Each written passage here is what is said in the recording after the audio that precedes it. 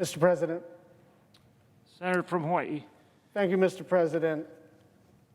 We know that on Saturday, the President is likely to announce his nominee for the Supreme Court, and we don't know who that's going to be, but we do know a couple of things.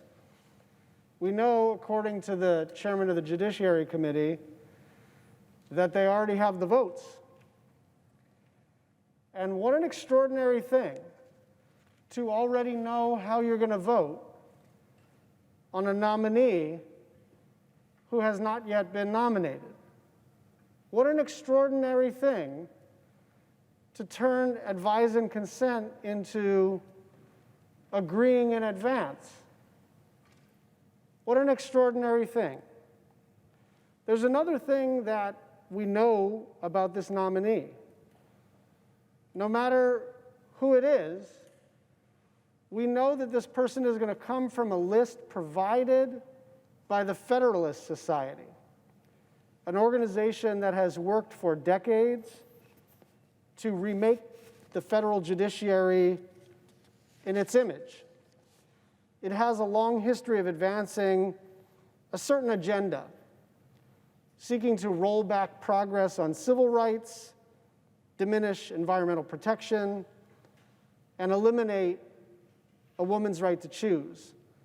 It's an organization that believes in the power of executive authority and advances a particular, unique, novel theory called the unitary executive, something that Alan Dershowitz proffered on the Senate floor during the impeachment trial, which essentially says that the executive branch is the president, that extensions of the president's authority can only go so far because the president is a whole branch of government unto himself or herself. And the Federalist Society also fights for the corporations and the rich individual donors that quietly fund their work. As Amanda Hollis-Bresky, a professor at Pomona College who studies this organization from a nonpartisan academic perspective, says, the idea of the Federalist Society was to train, credential, and socialize a generation of alternative elites. And that's how we know that any nominee they put forth will have views so far out of the mainstream and far to the right of even the existing Supreme Court.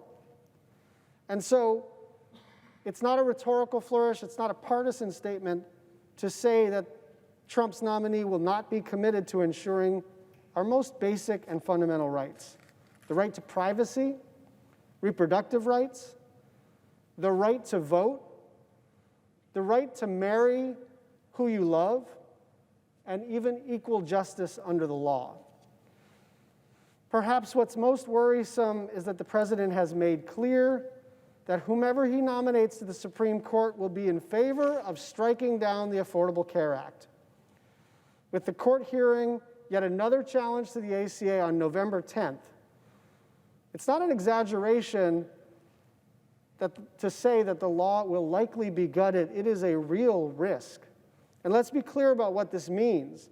The whole architecture of our healthcare system could be destroyed during the worst public health crisis in a century.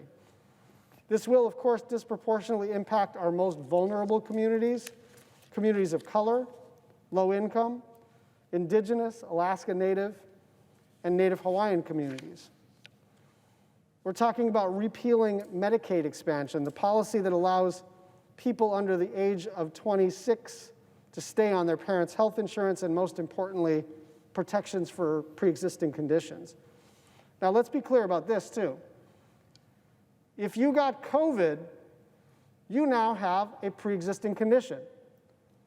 So if you got COVID because of President Trump's inaction, and if his nominee is confirmed to the Supreme Court, your insurance company will be permitted to kick you off of your health care plan, or at least increase your rates so high that you can't afford coverage. ripping away health care from at least 20 million Americans and denying coverage to people with pre-existing conditions is a crazy and horrific thing to do in normal times. But it's particularly cruel during a pandemic that's already claimed the lives of more than 200,000 Americans, especially because despite the recent promises and despite the endless promises from both the president and members of the Republican Party, they have no alternative health care plan. We cannot and must not impose this catastrophe on the American people. Mr. President, in moments where our country feels torn apart, the traditional role of the Senate was supposed to be to calm tensions and solve our problems. But instead of dealing with the tough issues, the majority leader and the Republican Party are going to inflict procedural violence on the legislative branch. Many Republicans pre-announcing their support for the nominee without even knowing who she or he may be. Quote, President Trump will nominate a well-qualified justice and will uphold our Constitution and our freedoms. Senator from Montana. Quote, I will support President Trump in any effort to move forward regarding the recent vacancy. Chairman of the Judiciary Committee. It is critical that the Senate take up and confirm a successor before Election Day. Junior Senator from Texas. What makes this coordinated effort to stack the Supreme Court is even worse is that we've heard the majority leader say specifically that he felt no sense of urgency to move on COVID relief. He felt no sense of urgency to move on COVID relief. This, I believe, was May. I think it was May when the House passed the HEROES Act. The House passes a bill. Republicans say it's too much. The majority leader decides, you know what, we're the cooling saucer. We're the upper chamber. We're just going to chill out here during this pandemic and see how things play out economically and in terms of public health. Well, things have played out pretty badly economically and in terms of public health. And yet no sense of urgency. No deal, no negotiation. Forget a deal for a second. Not even a serious attempt to negotiate between the parties, between the branches of government, nothing. But when the Supreme Court vacancy happens, when Justice Ginsburg tragically passes, a tremendous sense of clarity, a tremendous sense of alacrity, a determination to fill that seat so that on November 10th, they can take your health care away. That is the sense of urgency that the majority leader feels in the middle of a pandemic. And it is a shame. I yield the floor.